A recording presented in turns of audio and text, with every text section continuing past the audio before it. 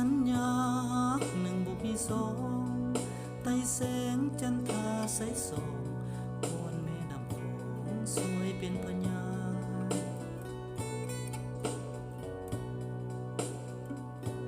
ให้ความหา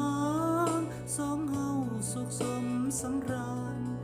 ก็ความหักกันให้นานๆตราบเท่าสิวันบ่มีเสื่อมคลาย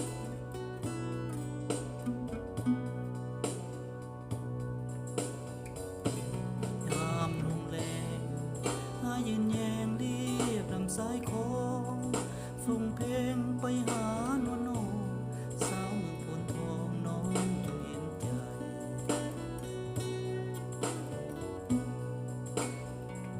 อยากเป็นคู่น้องเป็นเจ้าของสี่ห้องหัวใจ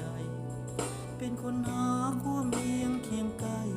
สัวซีบมาลายพอขอจากลา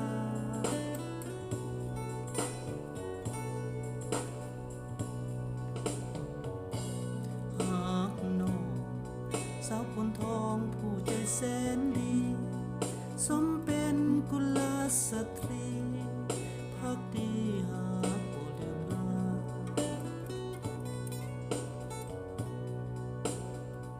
สาวเมืองอาถรรพ์แดนสุขสันต์แดนลูกเข้าป่าสาวพนทองอย่าลืมสัญญาปีหน้าจะมาสู่ขอขวัญใจ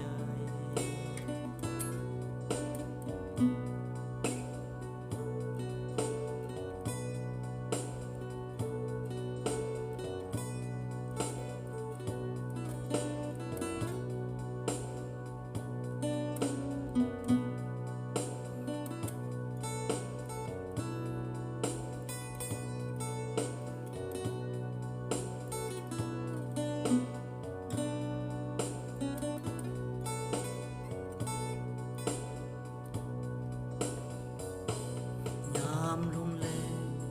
หายืนแยงเรียบลำสายคองส่งเพลงไปหาโนน้องสาวเมืองพนทองน้องจงเห็นใจ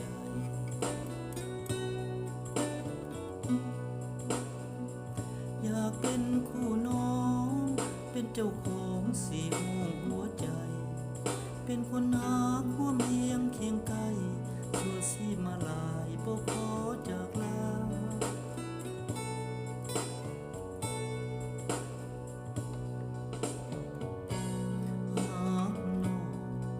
สาวพนทองผู้ใจแสนดีสมเป็นกุลสตรีพักดีหาบ่ลืมลา